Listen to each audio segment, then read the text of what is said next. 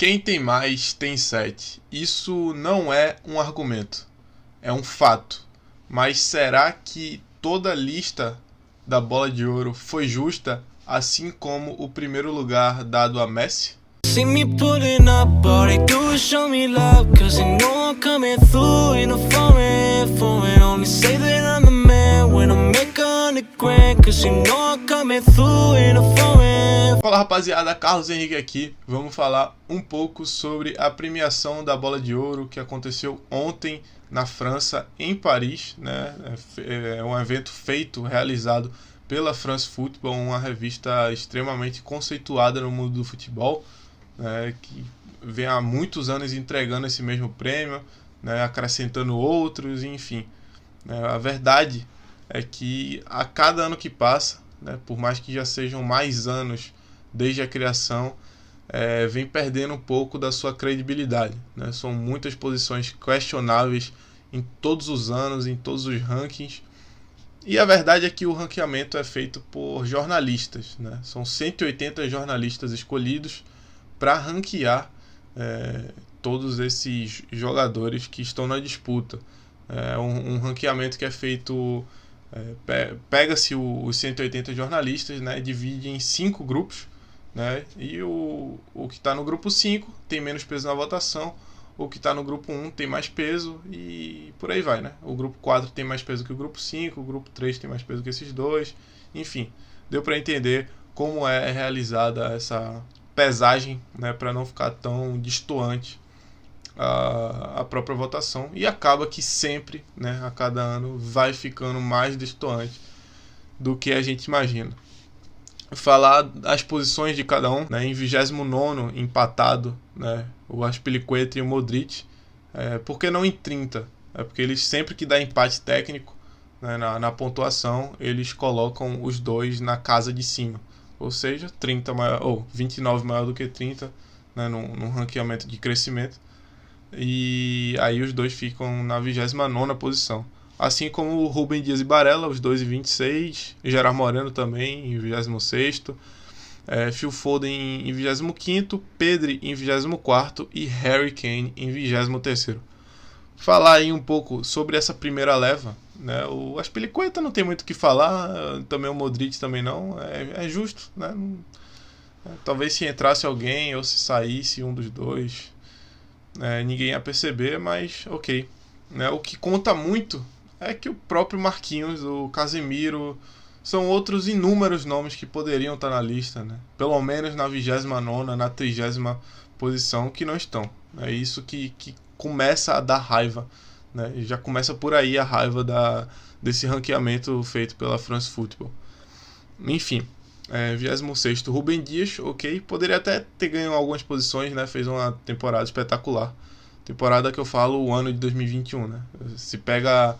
Até isso a gente não sabe como é que acontece, né? Pega um restinho do ano de 2020, pega a temporada de 2021, sendo que a temporada de 2021 ainda nem acabou, né? Hoje é dia 30 de novembro, então como é que é feito isso, né? Qual parte de 2020 se pega, qual parte de 2021 é utilizada? Enfim, a verdade é que foi durante essa temporada, né? O Rúben Dias fez ótima temporada e vem começando outra ótima temporada.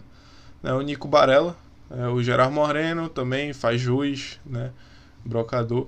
Inclusive, se o Lewandowski ele foi o segundo por conta dos gols, né, quantos inúmeros caras que poderiam estar na posição dele por conta dos gols, né? O próprio Gerard Moreno, o Harry Kane, que está em 23º aqui, o Zapata, que é reserva na Colômbia e foi artilheiro do campeonato italiano passado,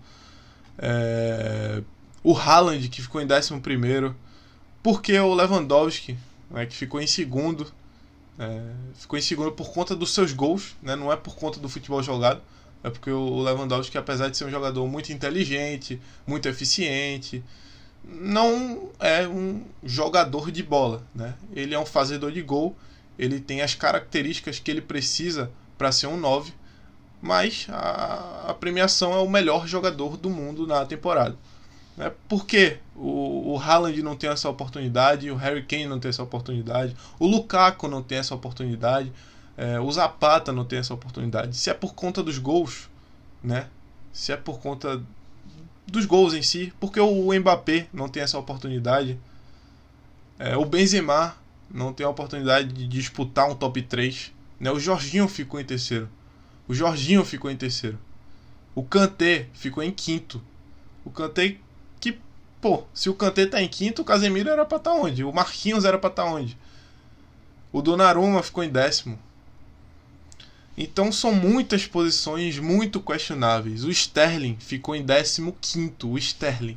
O Sterling, que não foi titular durante toda a temporada do Manchester City, ficou em 15º. À frente do Neymar, por exemplo, 16º. O Neymar, que temporada passada, né, nesse ano, fez um ótimo ano. O Neymar foi melhor do que o Messi na Copa América. Né? O Neymar fez bons jogos na Champions League, né? Destruiu contra o Bayern. Não fez gol. Enfim, fez jogos decisivos e grandes. Né? Se o Messi foi decisivo no final de semana dando 3 assistências, por que o Neymar não foi decisivo contra o Bayern lá na Allianz Arena, dando 2 assistências, uma para o Marquinhos e outra para o Mbappé? Né? São pesos que não são dados nas mesmas medidas para diferentes jogadores. Aí a gente começa a achar que o ranking é feito por afinidade. Né? Não que eu discorde da posição do Messi em primeiro. Nunca. Não que eu discorde da posição do Lewandowski em segundo. Não é isso. É que os pesos não são distribuídos na mesma medida para respectivo jogador. O Haaland, que joga no Borussia, que é um time muito mais abaixo do que o Bayern, tecnicamente falando, fez quase a mesma quantidade de gols que o Lewandowski na temporada e ficou em 11º. Né? Se o prêmio é para ser o melhor jogador, é um prêmio individual. Se o Haaland teve um individual parecido ou igual do que o Lewandowski, por que ele não está à frente se ele tem esse diferencial de jogar em um time niveladamente abaixo? São essas questões que fazem a gente, como é que é feito isso? Né? Aí a gente pega, né, são jornalistas que votam e começa a suspeitar que é por essa afinidade. Uma sugestão que eu estava até vendo na internet, foi até o Fui Clear que deu essa sugestão, é de colocar os próprios caras, os próprios jogadores, para votarem no negócio. Quem é da bola conhece quem é da bola. Quem é da bola sabe quem são os melhores. Quem está dentro do jogo sabe quem joga melhor do que quem. Né? O Miller, por exemplo, postou outro dia falando, vendo o jogo do PSG contra o City. Esses caras, eles acompanham, eles têm um respaldo, eles estão dentro do campo contra os próprios caras. Né? Eles têm a relevância de conseguir votar. Né? Ele deu a sugestão de, por exemplo, pegar os times titulares dos 10 melhores ranqueados na Champions, o campeão, o vice-campeão, quem chegou nas semifinais, nas quartas de finais, pegar os 10 melhores times e deixarem os jogadores titulares votarem. É uma ótima solução. E não tem só essa. Né? Não estou falando que é só essa, estou falando aqui porque eu lembrei agora. E é realmente uma solução. Dá para se pensar em várias outras, sim. Mas é uma solução que eu acho que dá muito mais oportunidades, né, para quem realmente joga bola figurar entre os melhores. O Bruno Fernandes ficou em 21º. O Bruno Fernandes ficou em 21º atrás do Kjaer, zagueiro do Milan, né, que fez ótima Eurocopa, inclusive se destacou por isso, né, chegou à bola de ouro possivelmente por isso, mas que é um zagueiro. O Kjaer ficou em 18º. Eu tô falando que ele ficou na frente do Bruno Fernandes, mas o Kjaer ficou na frente do Marquinhos, o Kjaer ficou na frente do Casemiro.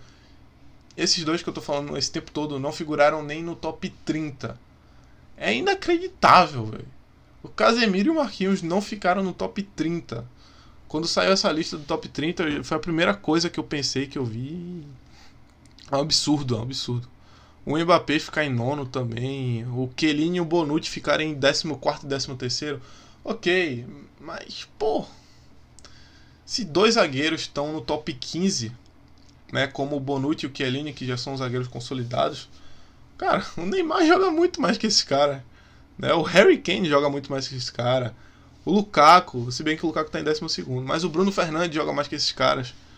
né? Não falando que a posição tem um peso ou outro, mas qual é o argumento para você colocar um zagueiro que é tecnicamente inferior individualmente do que um atacante, do que um meio-campista com habilidade? Qual é o sentido de você colocar esse cara à frente desses outros?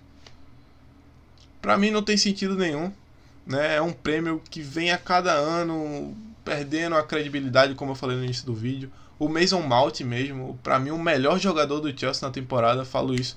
E vejo muita gente falando também na internet, né? Não sou eu. Ficou na frente ou ficou atrás do Jorginho. O Jorginho pegou o top 3 e não foi nem o melhor jogador do Chelsea, né? O Kanté pegou o top 5 e não foi nem o melhor jogador do Chelsea. Pra mim não é nem melhor que o Casemiro. E tá no top 5, né? O Mason Mount, que dito por muitos, melhor jogador do Chelsea, campeão da Champions League, ficou em 19º. Então são muitos critérios diferentes, né, para muitos jornalistas, né? São 180 jornalistas com esses grupos, né, com peso diferente, e fica muito confuso para a gente entender tudo isso, né? Existem soluções para melhorar. Espero que nos próximos anos melhore. Eu não estou falando, repetindo, que cada um que está nessa posição aqui não merece estar, mas tem um critério que eu estou falando a todo momento, que é ser o melhor jogador individualmente. E isso precisa ser repensado, né? O Messi ganhar não me dói, assim como se o Lewandowski ganhasse não me doía, né? O Cristiano Ronaldo mesmo ficou em 6º. O Cristiano Ronaldo foi pior do que o Mbappé, que ficou em 9º na temporada. Então são essas pequenas questões que fazem a diferença na hora da gente, né, de qualquer um criticar, né, fazer uma crítica, seja construtiva, a essa premiação. Então é isso, rapaziada. Valeu, espero que tenham gostado. Se inscreve aqui no canal, deixa seu like, seu dislike, ativa o sininho, né, me acompanha aí nas redes sociais, os links estão todos na descrição desse vídeo. E tamo junto, valeu, até a próxima.